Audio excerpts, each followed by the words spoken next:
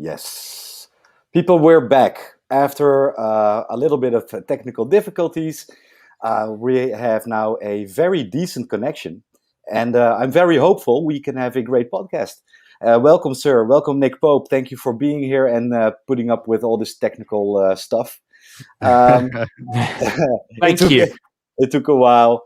Yeah, I must confess to you guys know, but for the listeners, I must confess it was my fault that I did not have Chrome installed on this MacBook Air. And as we're using StreamYard, I'm like, it's not supported. And I'm like, what? Hey, we appreciate you actually taking the time to go behind the scenes, figure it out, and jump back on with us. It's so appreciated. We really cannot be more grateful. So thank you. Well, I see people jumping on as we speak by the dozen. So I'm extremely happy. We have such a great audience, and very faithful. Absolutely, they are. So, Nick, how about we just jump on and go straight into a little bit about your background for the probably the few that don't know about it, because I think the majority probably do. Certainly.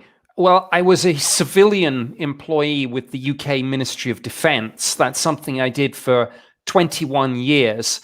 And obviously you get posted every few years to a different position.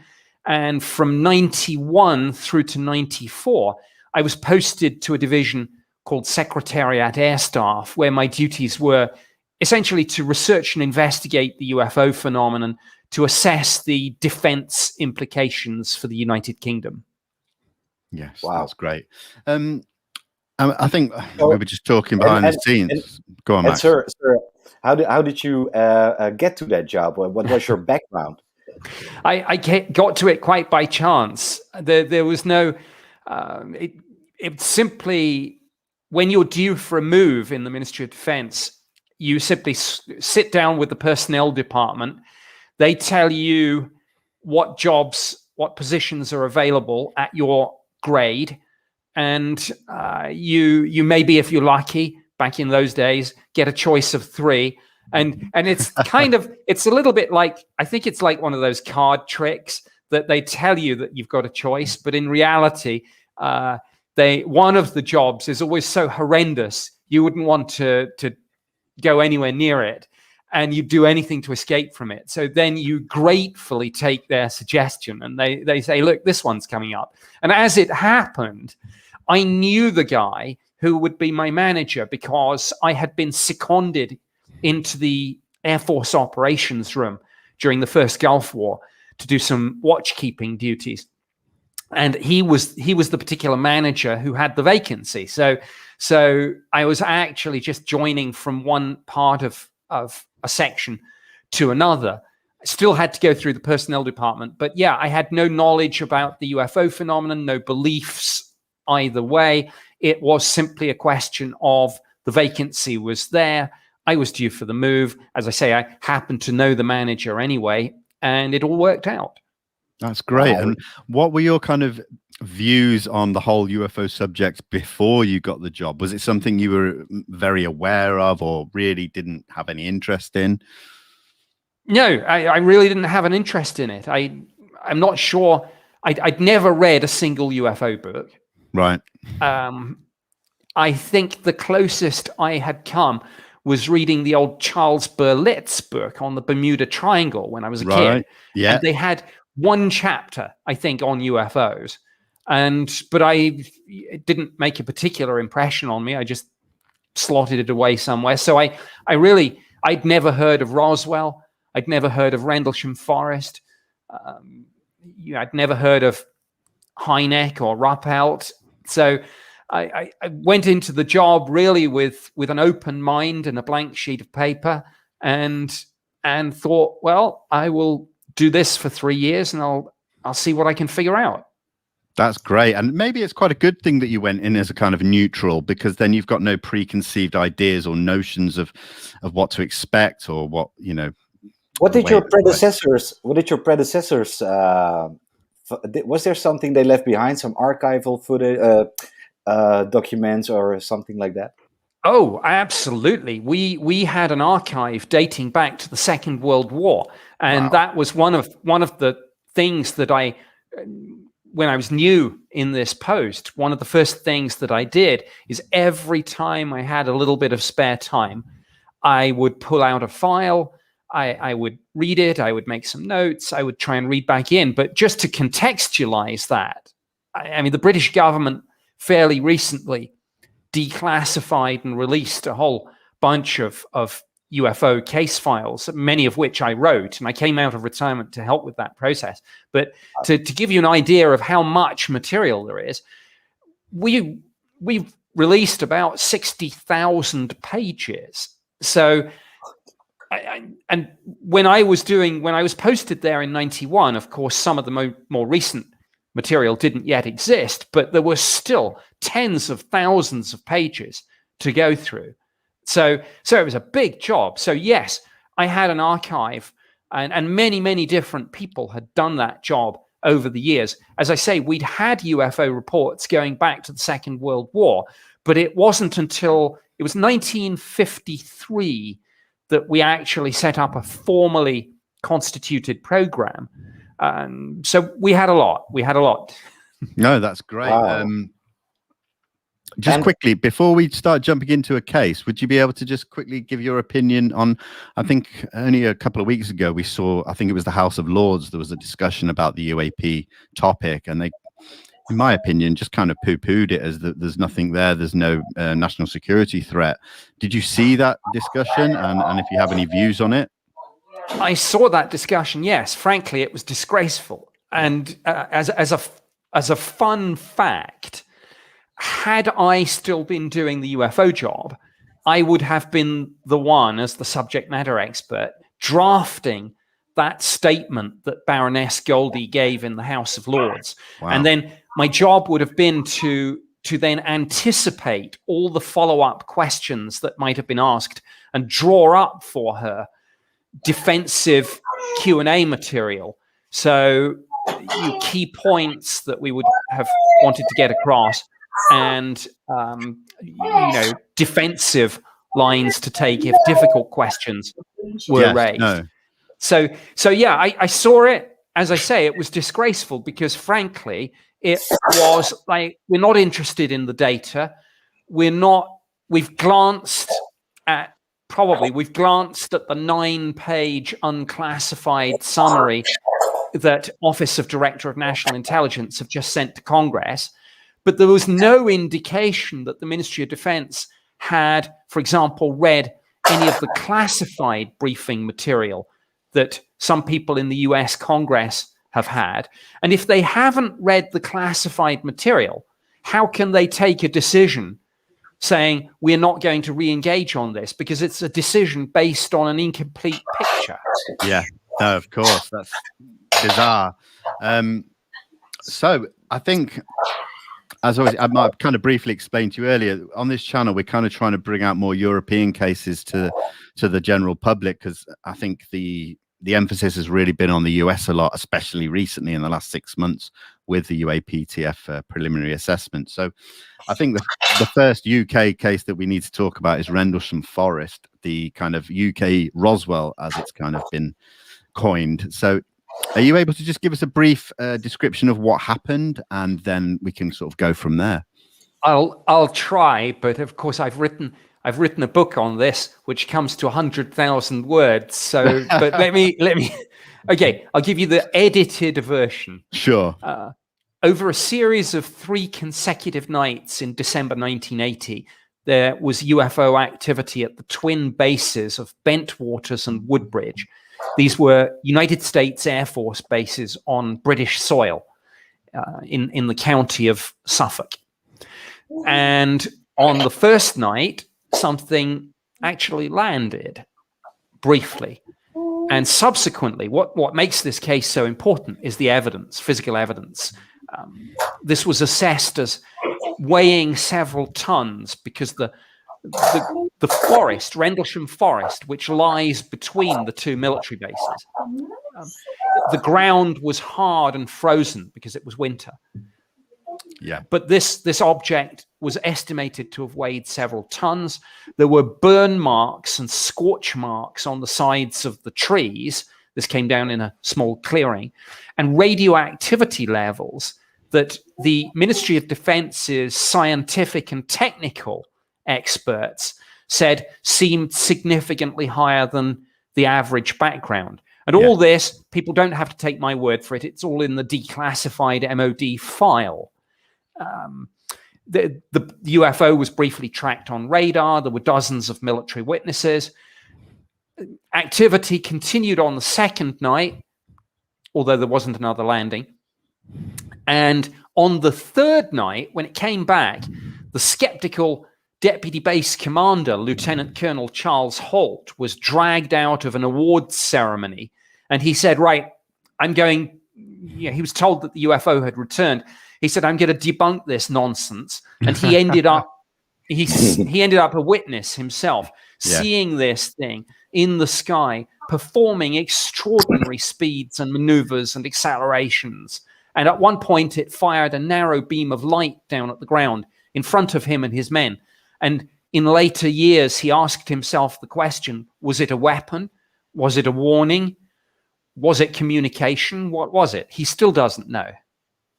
No, of course. Yeah, I understand. I understand. A couple of soldiers actually approached the vehicle and even touched it. Yes. I heard you talking about that on Green Street.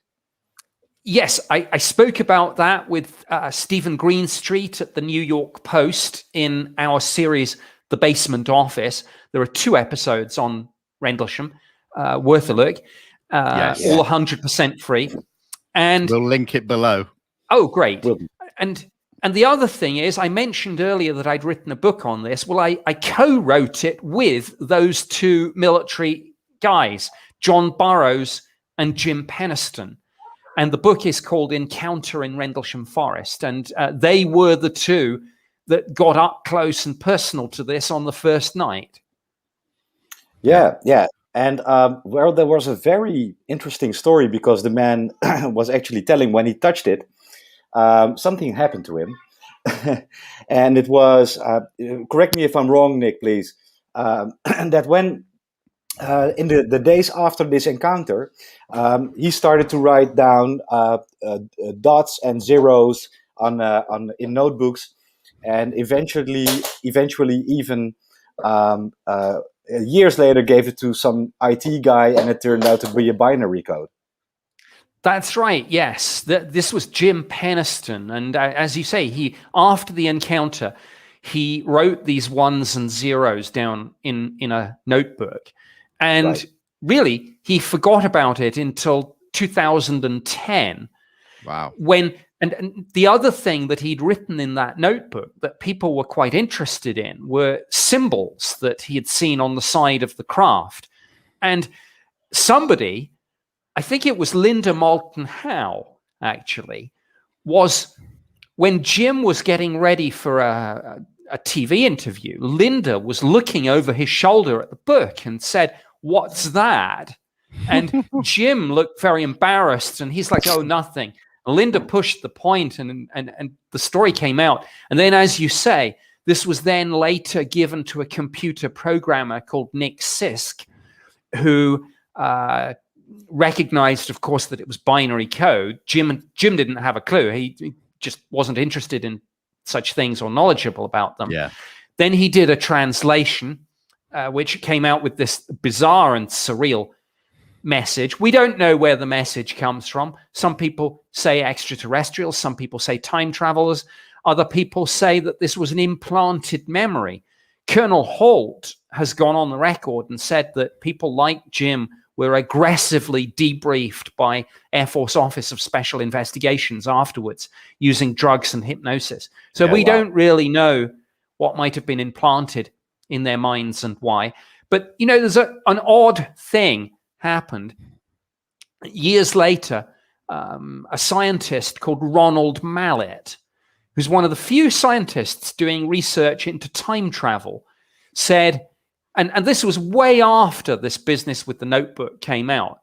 So the scientist said this long after Jim had handed over the notebook.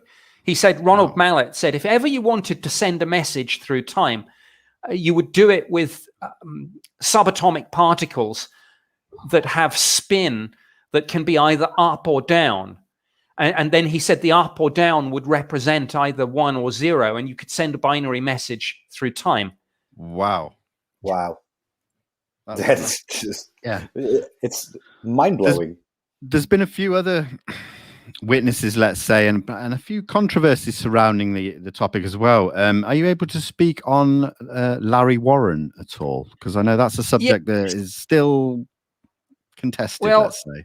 Sadly, and Larry Warren for many years worked with Peter Robbins, very, very nice guy in the US. But unfortunately, Larry Warren's story just turned out to be completely made up, right? And or stolen from some of the other genuine witnesses. And to kind of show you that that's not just he said, she said situation. Not only did Peter Robbins, who had been Larry Warren's co-author, sort of dissolve the partnership, but the publisher actually withdrew the book.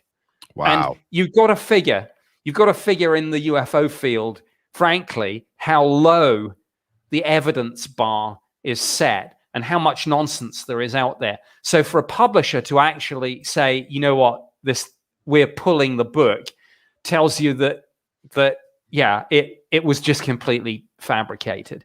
So unfortunately, that led to a lot of confusion and bitterness and things like that, and it completely muddied the waters. But despite some recent attempts to resurrect the story, most of the UFO community know that that's fraudulent. Right. Can I ask you something, Nick? Around this time, this was in December 1980, if I'm not mistaken, right? The Rendlesham case. Around that time, just a little bit of a year before, there was a similar case in the Netherlands called the Soesterberg case. And I can't help myself but to compare the two because of the short amount of time in between those cases and the similarity between the cases. Because in Holland, if you're familiar with that case, the Soesterberg case, 12 military Dutch men were witness to a triangle hovering above a military air base shared with the Americans.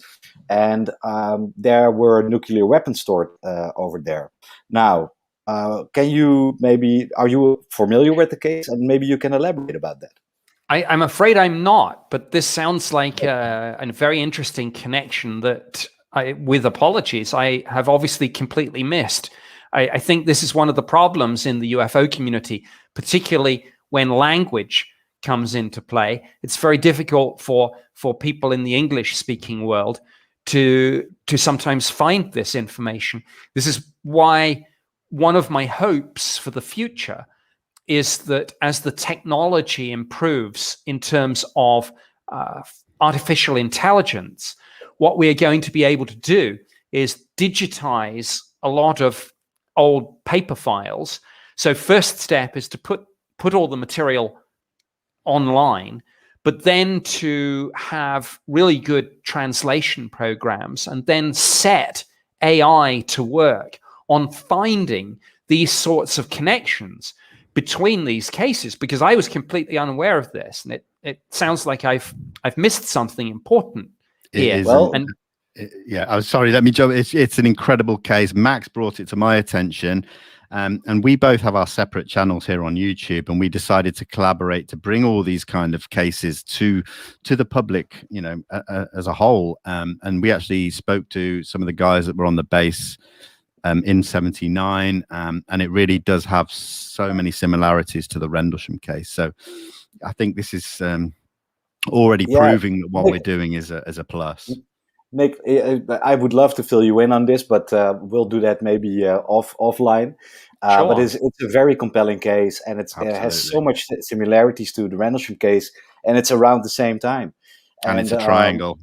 It's a triangle, and it was a shared base with the Americans in the Netherlands, and there were nuclear weapons. And presumably they were made. I have to watch out about this because a lot of people have passed away since then who were actually witnesses. But the witnesses we've talked to, Captain or Corporal Rob Jansen. They were witness to that, and it was a lot of people who were witness to that. About 12 Dutch military men, and there was actually right after that incident a radio documentary of a Dutch broadcaster. They went up there and they interviewed all those men, and that is online. You can hear the witness accounts. Right. It sounds absolutely fascinating. It is. So let's jump just back to the Rendlesham case. And the last piece of controversy that I wanted to personally cover is the SAS hoax theory, let's say, Nick. Not something I really hold much steed to, but if you're able to just address that for the people that may not be aware of it, that would be great. Sure. Well, actually, there are 3 separate hoax theories doing the rounds. Okay. Just to show you that this is a little bit of a meme. So the first hoax theory was that a former military cop called Kevin Conde, and there's a clue there, but that is his real name. Wow. Conde, right. Not Conned. Yeah. But he claims that one night when he was based at Bentwaters and Woodbridge, the twin bases, he claims that he drove his police car out in the forest, turned the siren off, but turned the lights on to play a practical joke on the guard force. So that's practical joke theory or hoax theory number 1. Right. There is no evidence that he ever did this, let alone that if he did it, it played a part in events. Of course, yeah. Right. And of course, I've mentioned the radar evidence, the radioactivity evidence. So it doesn't really seem to add up. The second hoax theory is that there was a unit based at Bentwaters Woodbridge that did, of all things, one of their missions was that if an Apollo capsule had splashed down in UK territorial waters, they would have flown out with a helicopter and rescued the astronauts. Right. If they'd gone off course and like a recovery team. Exactly. Yeah. And they had, as part of this, they had a dummy Apollo capsule. And so again, hoax theory number 2 is that they somehow flew this and dropped it into the forest and again conned everyone that this was actually a UFO. Not quite sure how they would have hidden the helicopter noise and the helicopter, but exactly. Exactly. The third theory is that this was the SAS playing a prank on the US military as a sort of revenge. Every now and then, the SAS, one of their missions was to test defenses at bases by seeing if they could break in. A little bit risky because someone might shoot you, but you hope that the rules of engagement would hold. Anyway, there's no evidence, again, that this prank ever took place. And if it did, and unfortunately, it comes from a sort of ufologist with a bit of a track record of trying to write himself into this and ride on other people's coattails. It's a classic friend of a friend story. Right. And as I say, with all 3 of these alleged hoaxes, there's no evidence that the hoax even happened. It's just somebody allegedly telling somebody else and telling somebody else. It's not like the Ministry of Defense files where all of this is documented and all of the witnesses are on the record and you can go and speak to the deputy base commander and you can look at the documents about the radioactivity levels. So yes, there's a little bit of controversy, but unfortunately, as I say, these kind of colorful characters that kind of exist on the fringes of ufology often try and they see a case like Rendlesham and they kind of think, oh, I'll try and write myself into the story. So whether it's a Larry Warren or whoever it is with police cars and SAS. Sure. It's all just wannabes and yeah. And I mean, this was covered as well in the 2013 citizen hearing on disclosure. And I mean, they really went into detail on things like the health issues that some of these witnesses have gone through over the years since the incident as well that are related to that. Are you able to explain a little bit on that at all? Certainly. This is a very, very controversial area of this. And to cut a long story short, Senator, or now deceased, but the former Senator John McCain in the United States took an interest in this. And one of his senatorial aides, Cheryl Bennett, did a lot of work to try and get hold of the medical files of some of the Rendlesham witnesses who claimed that they had health issues as a result of this encounter. And Senator John Kyle was involved too. Some of the former congressional representatives and senators at the citizens' hearing subsequently then wrote to President Obama. Right. And as I mentioned, Cheryl Bennett was involved in John McCain's office.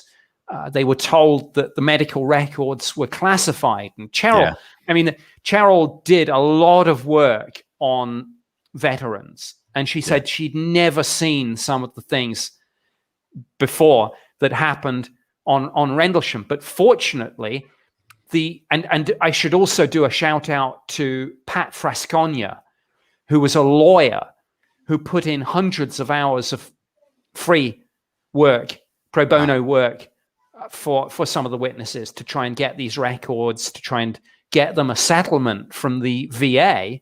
Yeah. And in the end, I'm pleased to say it was the British that came to the rescue, because we, some years ago, and I was involved in setting this up, ran an intelligence assessment of the phenomenon codenamed Project Condign.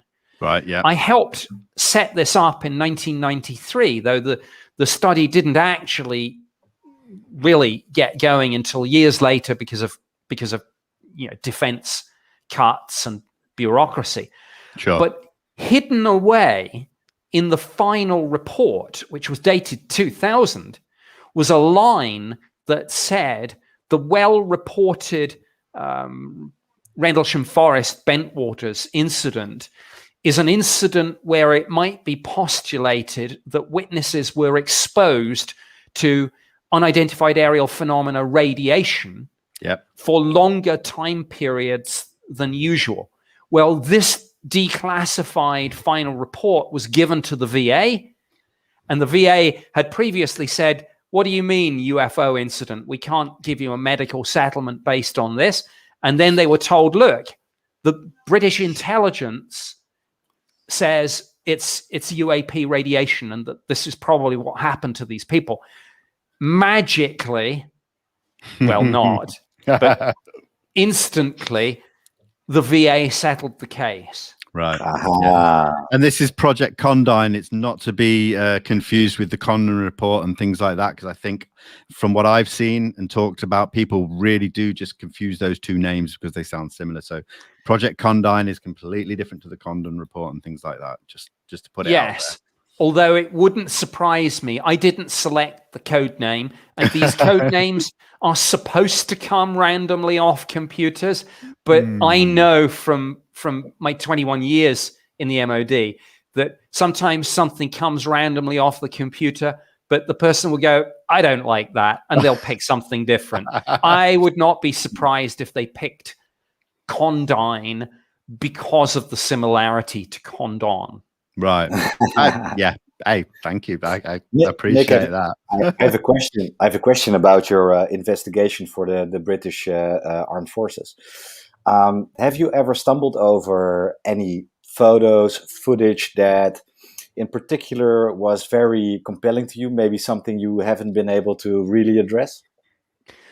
Well, I think I have addressed this before, but it's worth mentioning two things. Firstly, with the current obsession with those 3 US Navy videos Right. that everyone's talking about, and Indeed. some other ones too, but the ones that have been out since end of 2017, beginning 2018. Yeah.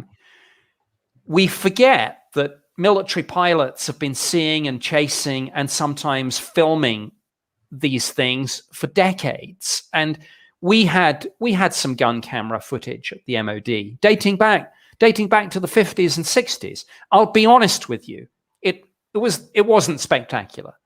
Okay. But it's there.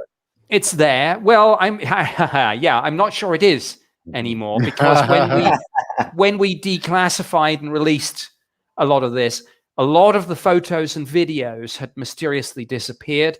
There was a story that the legal experts had stepped in and said, with a lot of this, particularly if it was sent to us by somebody else, the Ministry of Defense doesn't hold copyright, therefore maybe we should destroy it. But I think that was just an excuse. Yeah, sounds like it, doesn't it? I mean, for those people who followed this closely, whenever there's a sensitive Ministry of Defense document or file or video or photo, it seems to either accidentally get lost, or one time with a Navy sighting, there was a ship's log that everyone was after, and the line came back from the Ministry of Defense that it had been blown overboard by a freak gust of wind. My dog ate it. My dog ate. Yeah, the Ministry of Defense is almost claiming, the dog ate my homework. So, but getting back to the question, we had some gun camera footage, not very convincing, but with modern techniques. And particularly, I'm talking about MASINT, measurement and signature intelligence, which is a whole discipline which includes looking at a range of observables, electro-optical platforms. So it includes imagery intelligence, radar intelligence, and a whole lot of other things. Yeah, but you can do a lot. That was actually my next question on how you would operate when you would investigate those cases. Because, of course, when we talk to Lou Elizondo, he has the 5 observables, right? We have, of course, the census, footage, data, signature, DNA, RNA, you name it. So what did you work with at the time? I worked with very similar things, but obviously Lou Elizondo was doing the work that he did for ATIP many years after I was doing this at the Ministry of Defense. Right. And so the tools that he had available to him and his colleagues were things that in the early and mid-90s, frankly, we could only dream about. Now, that's not to say we didn't have some very good and impressive resources and capabilities. And in all of this, of course, the most impressive capability of all is our people. And some of the UK intelligence officers in disciplines like imagery analysis are world-class, truly world-class people. These men and women have skill sets that you can't believe. But there's no getting away from the fact that in the early to mid-90s, the technology just didn't enable them to do the sorts of things that Lou Elizondo could do. You must have been a beacon of experience for people like Elizondo. Now, my next question is, did maybe Mr. Elizondo ever reach out to you for some, let's say, information or some tips on how to investigate? I know. And of course, that would be very difficult because the work that I did at the Ministry of Defense was an open, public-facing program. That's not to say that we didn't do classified work too, but we were public knowledge. And ATIP, of course, was not public-facing at all. This was a targeted intelligence program.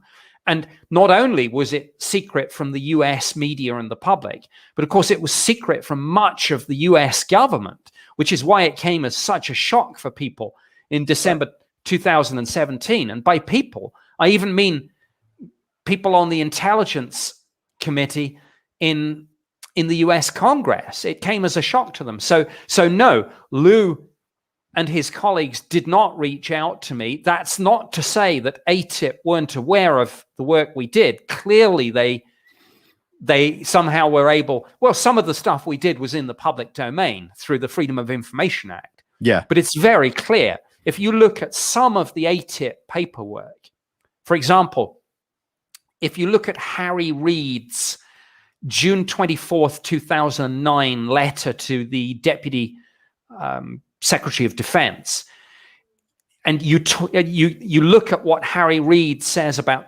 technological spin-offs, signature reduction, radio frequency weapons, directed energy weapons, it duplicates a lot of the material in Project Condine's final report. So, and even the use of the phrase UAP, I mean, we didn't invent it, but we certainly deliberately adopted it in the Ministry of Defense in about 1992, 1993. And the US Navy acknowledged recently, they said, yeah, we borrowed this from the British government. So, no, we didn't have the formal liaison, but through various means, ATIP was well aware of the work that we'd done at the Ministry of Defense. And so, yeah, we had some great, or not so great, but you could do a lot now, videos. We had a great photograph. The best photos we ever had were taken in Scotland in 1990. This was my next question, Calvine. Yes.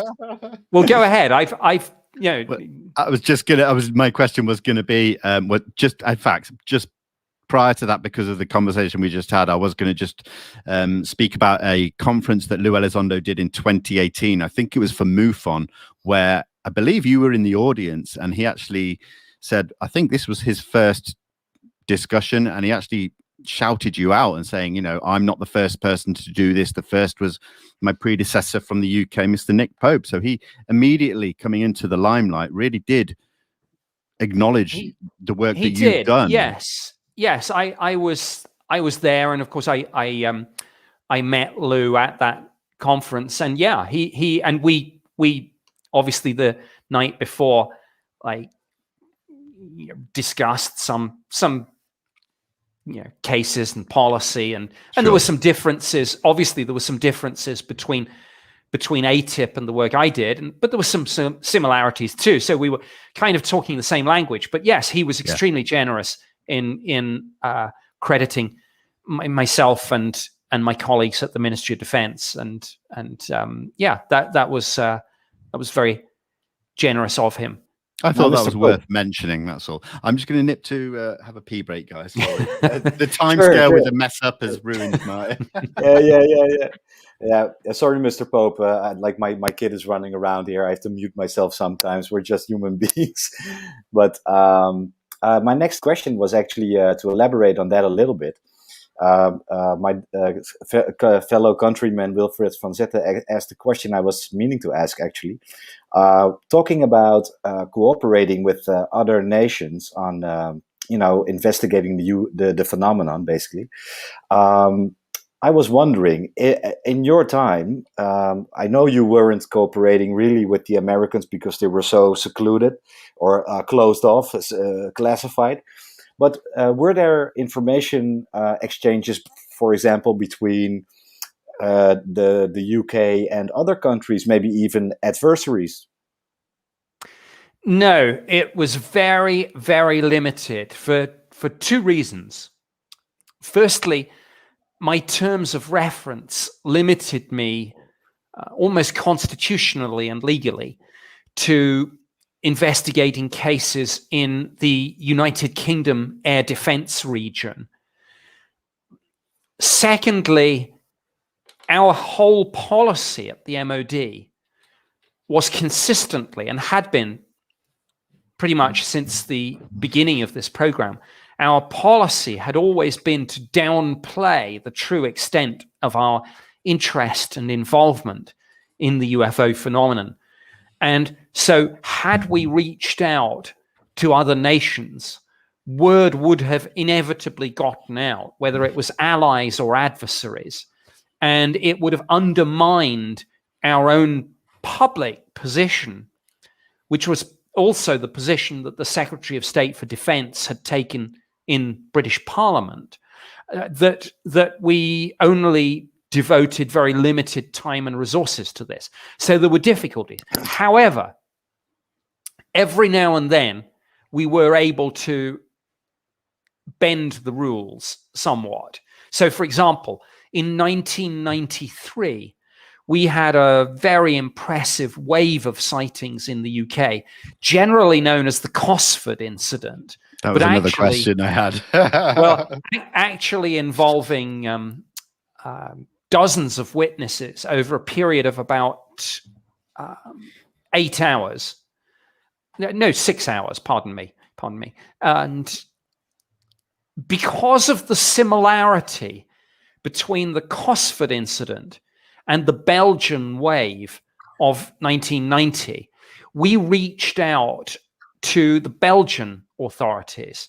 We did this to Wilfred de Brouwer, who I have met and discussed this with, wow, and the 2 F-16 pilots who were scrambled that night to try and intercept the UFO. But because of these sensitivities that I mentioned, the fact that we told Parliament, the media, and the public that we're not putting too much effort into this, we had to do it very carefully. We had to do it through the British Embassy, so that we had a sort of cutout for this, an intermediary. Yeah. And yeah, they told us, Wilfred de Brouwer told us, the F-16 pilots told us, yes, this was real. Yes, the Belgians assessed this as a real, solid, structured craft. And there was a kind of whispered postscript to this. And it was, thank goodness this wasn't hostile, because if it had been, we would not have had a chance against these things. Wow. So that was interesting. And the one odd little fact about the Cosford incident, and this is probably what made me reach out to the Belgians in the first place, the Cosford incident took place 3 years to the very night after the Belgian wave. Wow. And I mean, the distance isn't actually that far either. If you go Belgium to the UK, it really isn't that. No. At the sorts of speeds that these craft are capable of, it's an instant. But it was 3 years to the very night, because it was late on the night of March 30th and in the early hours of March 31st, both Belgium 1990 and UK 1993 with the Cosford incident. And the Cosford incident was military witnesses, a lot of them as well, weren't they? Military witnesses, a lot of guard force personnel at RAF Cosford, RAF Shawbury, a lot of cops too on night patrol. Yeah. Were those places where there were presumably nuclear weapons stored? You know what? Even though I retired from the Ministry of Defense in 2006, I really can't get into discussions about where nuclear weapons were or weren't stored, even historically. Sure. It's just one of those things that's off limits, I'm afraid, because the UK, my security oath, which is known as the Official Secrets Act, even though it's been a long time since I worked there, it binds me for life. And nuclear issues is something that I can't really discuss. I can say in general terms that I'm aware of claims that have been made in the literature about the connection between UFOs and nuclear missile silos, other bases where nuclear materials are stored. But all I can say is, yes, I am aware of those reports in the literature. Yeah, we respect Sorry. we respect your oath, and but I did see you smile a little bit. Hey, listen, we're used to speaking to Lou Elizondo, and it's like half of the questions he has to refer to his NDA. So, Nick, we appreciate that. That's the first time you've had to do it tonight. But while I was gone, apologies for that. Nature calls. This isn't CNN or Fox or anything. This is. But did we cover the Calvine case at all? We skated over it, but I'll just circle back to it for if you could, anyone. Please. Yeah, for anyone watching who isn't familiar. August 1990, two hikers out in Scotland, early one evening, but daylight still, see a large diamond-shaped craft hovering or moving very slowly, and they snap off in quick succession 6 clear color photographs, and then this object just accelerates away incredibly rapidly, vertically, so straight up. Wow. So what's important about the photographs is not only are they daylight photos, but they have other features in them. So you see, the problem is, as you probably know, if you take a photo of a UFO in the sky, even during the day, you don't have any frame of reference. If there's nothing, no trees, no buildings, so you don't know. Simply put, you don't know whether you're looking at a big object, say close up, or far away, or a small object close up. But the important point about the Calvine photos is that the ground was in the shot, and so were some trees and some distant hills. So what you can do is you can get a map, and you can look at exactly where this photograph was taken. And then you can triangulate, and you can particularly, and we got intelligence community imagery analysts, both at the Defense Intelligence Staff in Ministry of Defense headquarters, but also JARIC, which was Joint Air Reconnaissance and Intelligence Center. Yeah. Now, I think they've retitled themselves part of the Defense Fusion Center or something like that, some ghastly modern name.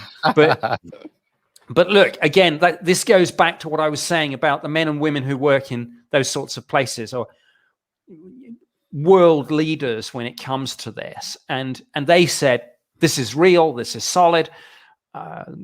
It's about, I can't remember offhand what it was, 75 feet in diameter at the particular point they were looking at. No obvious, and Lou talks about this, of course. No wings, no fuselage. There does seem to be, some people have called it a tail. It's more like appendages. Dare I say, it's not totally dissimilar to what David Fravor and a couple of other people have talked about in relation to the Tic Tac, that there seems to be something on it, but nothing conventional in terms of wings or anything like that. No obvious, no obvious engines or So I was just going to say, just sticking with the Calvine case, I heard that it's been reclassified for another 50 years before release. Is there any truth in that? Do you know? There's some truth in it. What's actually happened is that the original Ministry of Defense file is closed until the year, it's either 2071 or 2072. That's what I heard, yeah. But that's ridiculous. But even if you could fast forward, if we, forget the MOD UFO project. If I'd been working at the time travel project, no, I'm only joking, only joking. My goodness, I shouldn't even do jokes like that. Wait, Should I? yeah, because it is a joke. If I could take the MOD's fast forward time gun and go to 2071 or 2072 and open that file for you, you still wouldn't find those photos. What people are getting excited about, what's in the file, is the names and addresses of the witnesses. So that's what they won't release. And in a sense, rightly so. When Yes. you make a report to the Ministry of Defence, you do so, and you do so in the knowledge and expectation that you won't have the sort of local UFO club turning up, ringing your doorbell and saying, "Hey, MOD's just..." And these people, of course, reported this long before the Ministry of Defence even had a Freedom of Information Act. So they had no expectation that their names would be made public. And so that's where we are. But just circling back, what's interesting about this is that for years, we had in our office a poster-sized enlargement of the best of the 6 images. And one day, my head of division, I came in and the picture had gone. And there were all sorts of other UFO pictures up there and a big map of the UK with flight paths and air bases and all that. But our UFO picture had gone. And somebody said, "Hey, the big boss came and took it." So I was like, "Hey, boss, what's going on?" And he said, "It's in my safe with the top secret files and documents, which were stored separately." Anyway, he had somehow convinced himself that irrespective of whether this was a secret prototype hypersonic aircraft or drone, or whether it was something else, possibly even something extraterrestrial, that even within Ministry of Defence main building, we shouldn't have it up on the wall. So he locked it in his safe. And then years later, when we declassified and released the files, I said, "Great, well, at least people will get to see not just the very poor quality black and white photocopy of a line drawing, but maybe they'll get to see the real thing." But no, it had mysteriously disappeared. Wow. Now, Mr. But Pope. you know what? The other day, the picture that most of the media uses was drawn up by a graphic artist in LA a few years ago. And I worked with him from the Ministry of Defence files and from my memory until we got the recreation. And that's now the image that the media use. And the other day on Facebook, somebody who happened to work in Secretariat Air Staff happened to see it on my wall. And a lot of people were saying to themselves and asking me, "Look, is this just a recreation or is it really accurate?" Right. And so this friend of mine who'd worked in SecAS, I said to her, without putting any words in her mouth, I said, "Look, people, you've seen the picture because she came into my office. I came into hers. We were colleagues and friends." And she took a look at it and she said, "That's it. That's, wow. You've got it." So, Now, Mr. Pope, I have another question. With these descriptions and whatever you were investigating on the Rendlesham case, all those cases, you had to work with proof like observables we were talking about. Has there ever been a moment you had some debris or maybe something equivalent to DNA or RNA to your available to you to investigate? Something that could prove alien life maybe, or whatever this may be. Well, from time to time, people would send us things, whether it was soil from a crop circle or I think from memory, occasionally we got something that somebody said they'd found in association with where a UFO had been seen. And obviously, yeah, we looked at these things. I can't remember many of the details, but I suspect that we got scientific and technical intelligence people to do isotopic ratio analysis and X-ray diffusion and things like that. We never found a smoking gun. We never got anything that we thought, my goodness, this is it. But was there something you would call exotic material that you couldn't really place anywhere? No, I don't. There were things that people claimed were exotic material, but nothing passed the tests. Nothing. I don't recall anything, not on my watch, and I can't recall anything in the archive of files where we got something, where we tested it, and where we said, the isotopic ratios suggest non-terrestrial origin. No, we didn't have anything like that. But there was something to investigate. You said we didn't have anything we found something on, but there was something you could maybe retract something from. Just people sending material in, just members of the public sending things in, and the odd hoax. Did you have any contact with your American counterparts at the time? I'm talking in your 3 or 4 years within the MOD at the UFO desk. Were you no communication at all with any? No, it's very interesting because before we set up Project Condign, there is a document dated. It's dated 1993. Leslie Kean first published it, I think. Wow. Okay. And at the time, it was redacted, so I couldn't tell her what it said under the bits that had been blacked out.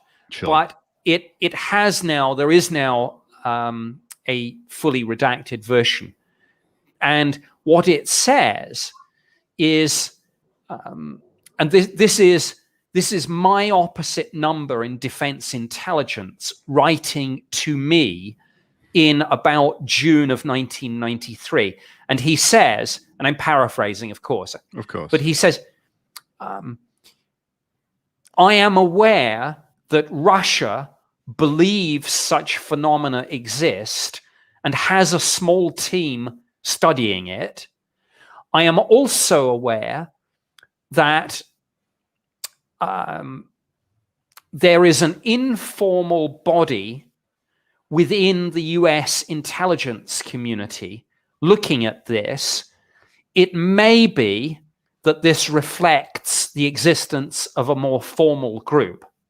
So what this tells you is that even we in the Ministry of Defense, and not just myself, but colleagues in military intelligence, could not get access to what the US was or wasn't doing in relation to this. We knew they were doing something, but they would never admit to us, even talking top secret to top secret, insider to it, they would never admit to us that they were working on it, let alone share any information. Can you say who sent you that message or send that across?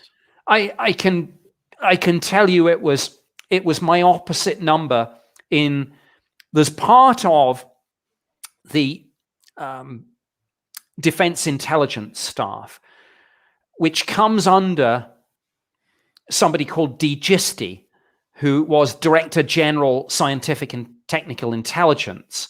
Right. It was his subject matter expert at a slightly lower rank, so a middle-ranking Air Force officer.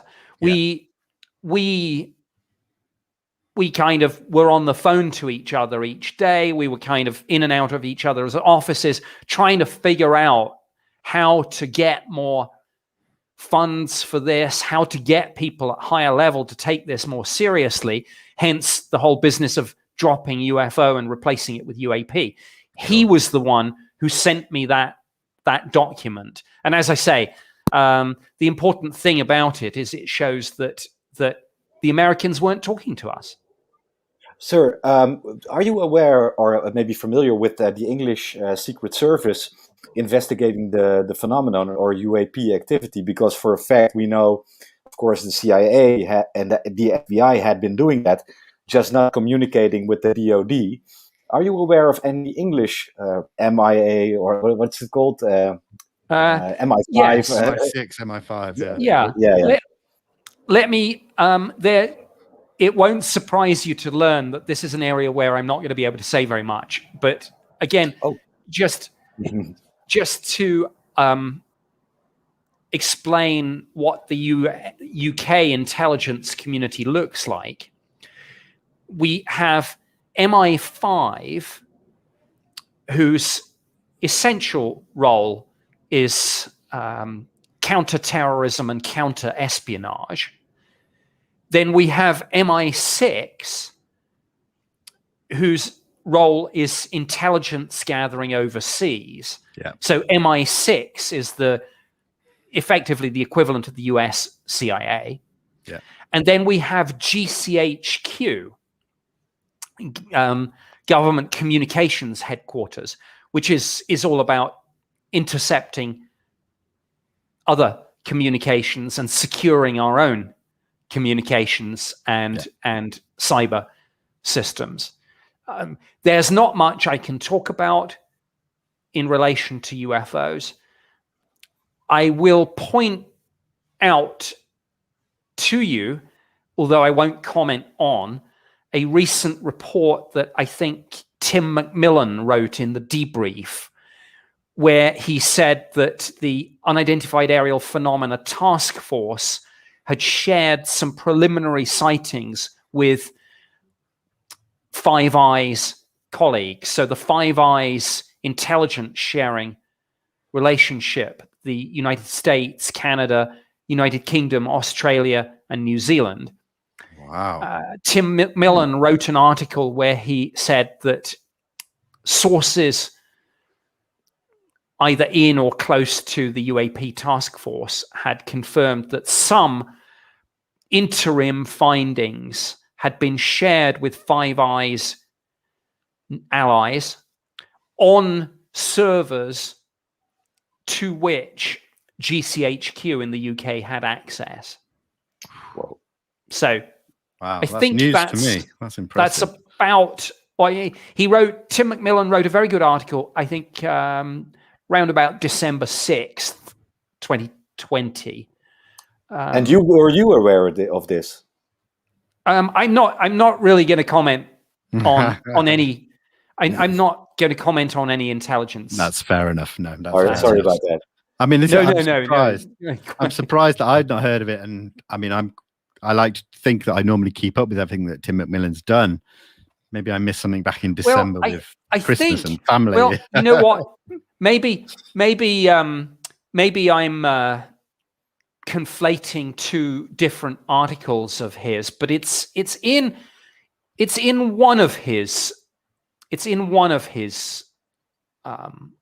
articles. Somewhere. Sure. I thought it was around December 6th, but anyway. Oh, there's a great comment there. Shout out to the Signal. We at UAP Media have asked the MOD about it. We can't prove anyone read it, but they definitely had access to the previous reports. Thank you, Dan. Appreciate that. Yes, those people, they know their stuff. The Yes. Signal and UAP Media folks. Indeed. Yes. They're across a lot of this, and I know that many of the things that we've discussed about Project Condign, that document that my opposite number wrote me, and the quote about I'm aware that a small group exists within the US intelligence community. I know they're aware of that. Yeah, there are some fairly hard questions to be asked of the UK government for sure. Yeah. Whether they'll answer them or not. Well, this is the thing that I got recently after seeing the House of Lords debacle, let's say, recently. It seems like that we're not going to be getting much from them in the near future, if at any time, No, and of course the question is, or should be, is the MOD's decision not to re-engage on UFOs, was that taken on the basis of the 9-page preliminary assessment, or was it taken on the basis of the classified briefings that some Right. people in the US Congress have had? And if the answer to that question is it's only based on the 9-page unclassified preliminary assessment, then the follow-up question should be, well, why? Shouldn't your decision be based on all the data and not just an unclassified summary that the media and the public got?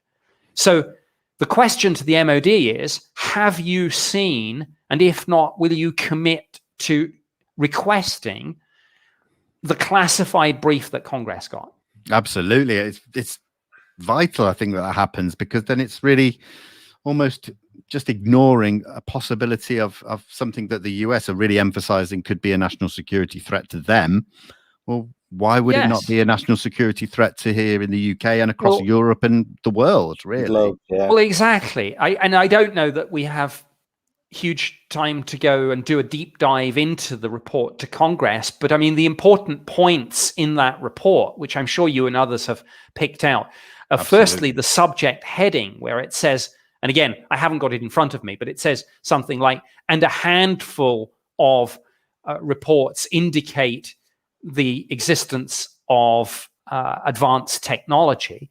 And specifically, it goes on to reference radio frequency energy and signature management. Well, my goodness, these are the fingerprints of a technology with an energy source and a propulsion system.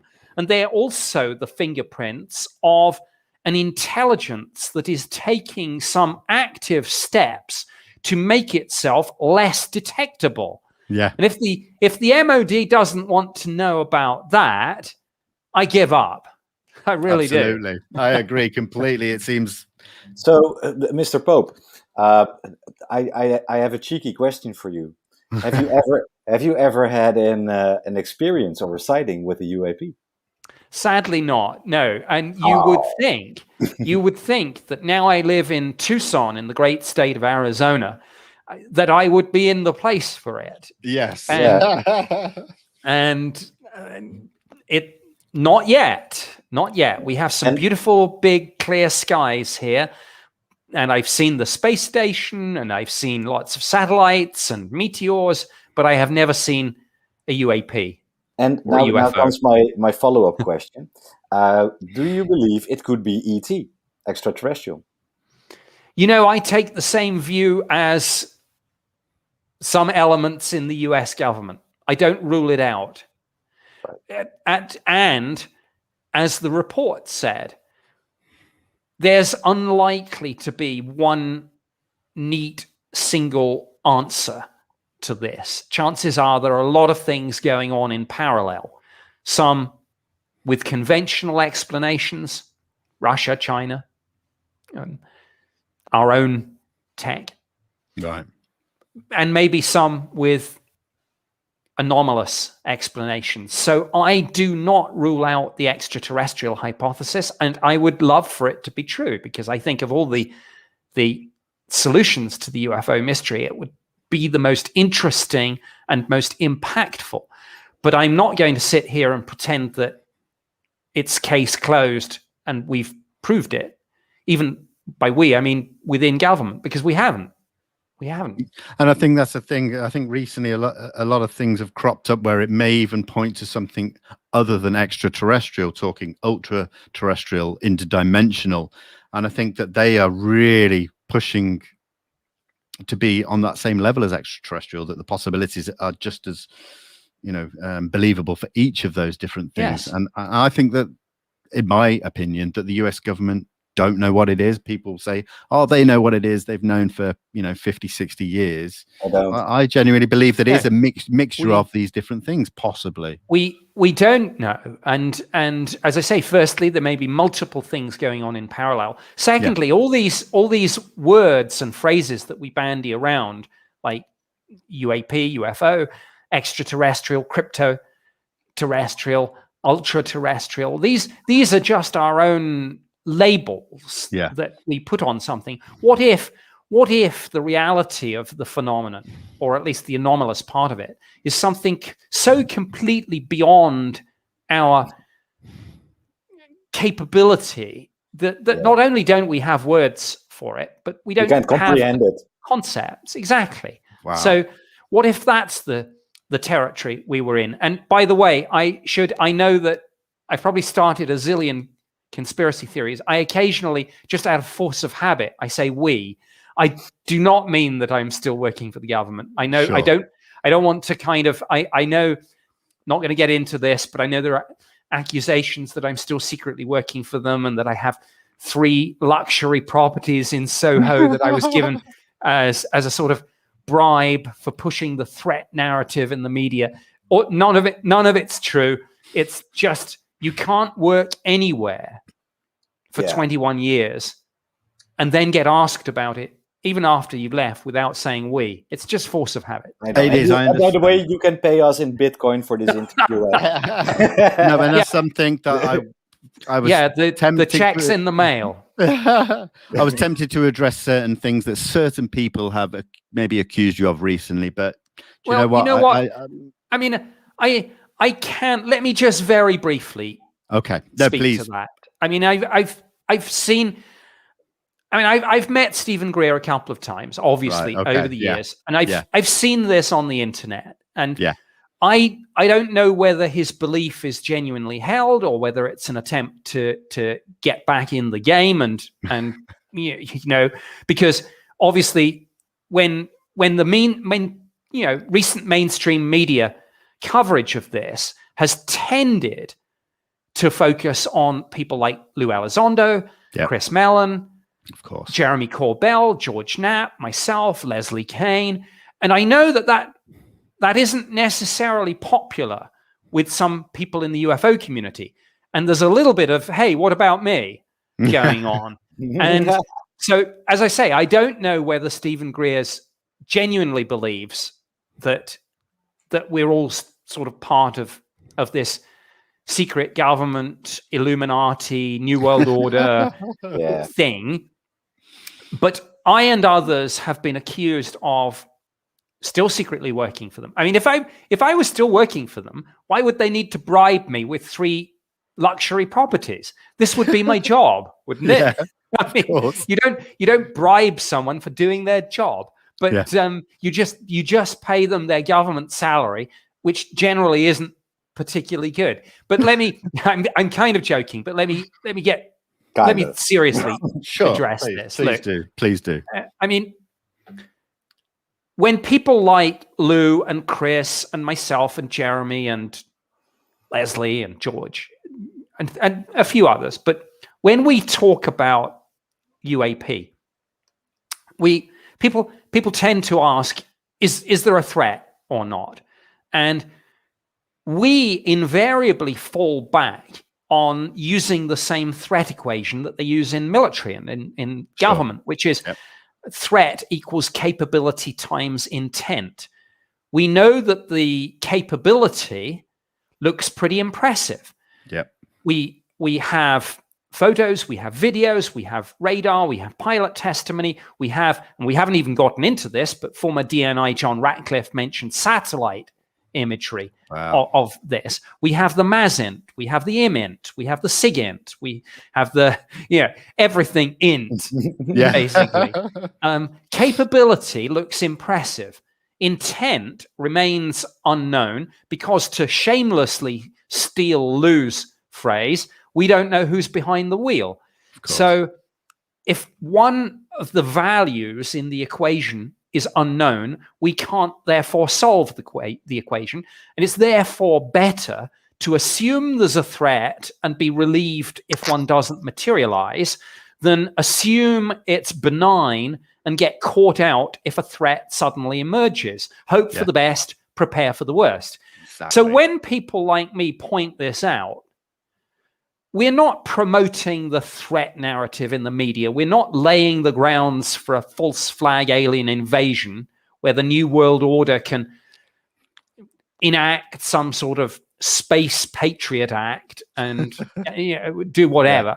Yeah. We are simply saying this is the way people in government, the military, and the intelligence community view this. And it's not very popular with people in the UFO community who take a sort of new age spiritual view of the phenomenon. And I understand that. And I've seen Stephen Greer do some of his ritual things, etc.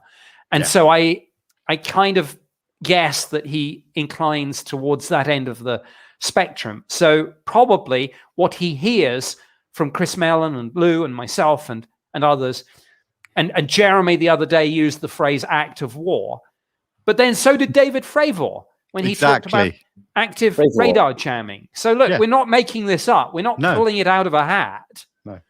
And if the men and women who are up there flying these things, like David Fravor or Alex Dietrich, and I don't want to put words in Alex's mouth because I haven't heard her say act of war. Of course. But I heard David Fravor say it. Yeah, and I think Ryan Graves has said it as well. Ryan Graves said it too. Yeah. So to maybe continue on that note as a last topic, because we've been talking for a while. Okay. The Pentec case. Pentuck, Wales. Yeah, sorry, I can't pronounce that. It's okay. I couldn't for a long time. There are war stories about that. Presumably, but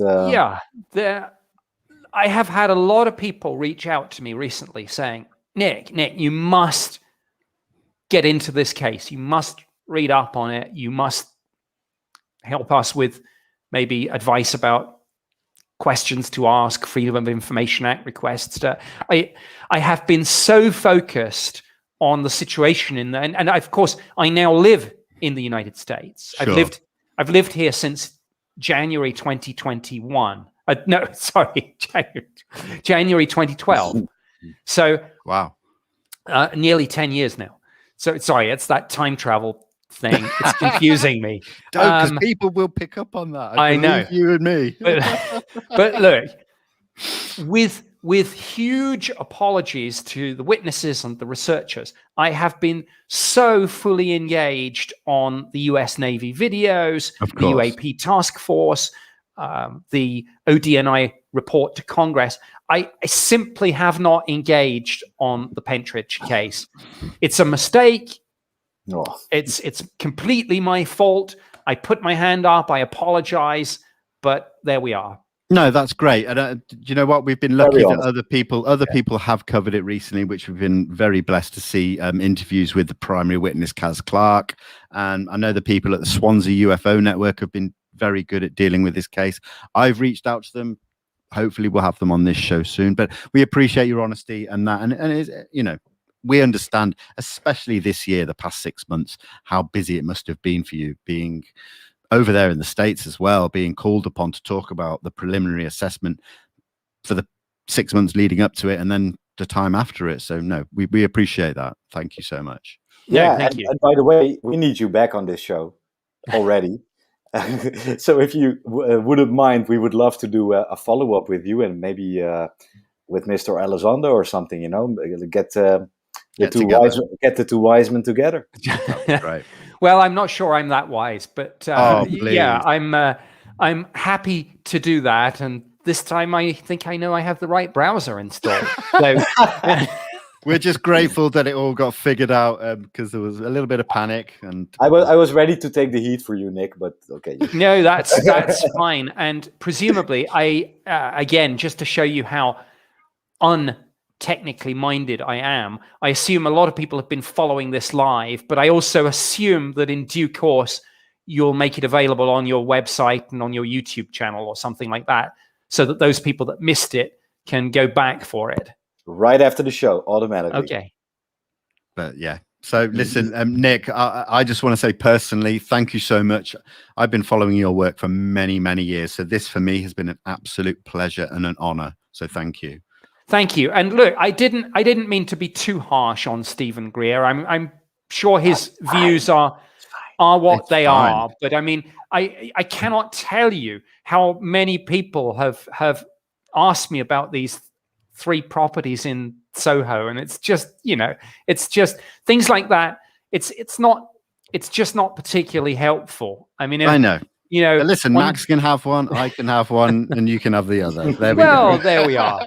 Anyway, I'm looking to diversify my portfolio now. It's been exposed like this. I think that's the thing that people need to know, that it is pretty much that ridiculous that it shouldn't even really have to be explained, in my opinion. And the other thing is, how could I ever prove that I wasn't still secretly working for the government? It's one of those negatives that's almost impossible to prove. Exactly. Yeah. And it's not, you shouldn't have to, because no. there'll always be naysayers out there. You know your integrity. I think a lot of people, Max, myself, and a vast majority of people in this community know that you're in your integrity. Well, you can literally go to the website of British Parliament and see the Secretary of State for Defence get asked a question and sort of talk about my time on the UFO program doing the investigations being 91 to 1994, not 1991 to present. So that's out there. And of course, people can go to the declassified and released Ministry of Defence case files, many of which I wrote. So it's all out there. They're all available on my Instagram in my link tree. I've covered them quite a lot. People, they are there. And it's funny, Stephen Greenstreet, when we were doing the basement office, he would go and pull out MOD documents with my name on that I'd forgotten about. He'd say, Nick, I found this in the archive. And I'll be, I don't remember writing that. Oh, yes, that one. And that's brilliant. Oh, great series as well. I recommend that to everyone as well. Mr. Pope, I can't thank you enough. And this is an open invitation anytime soon to please come back on the show. Right. Yeah. By the way, our viewers love you. They do. Yeah. Thank you. Thank you very much. Well, I will, I'm sure when you send me the link to the thing on YouTube or whatever, I'll tweet it myself either later today or tomorrow. That would be great. Really appreciate that. Thank you so much. Okay. Well, have a great rest of the day. And I do apologize to you and to everyone else at the beginning for the technical snafus, which were completely my fault.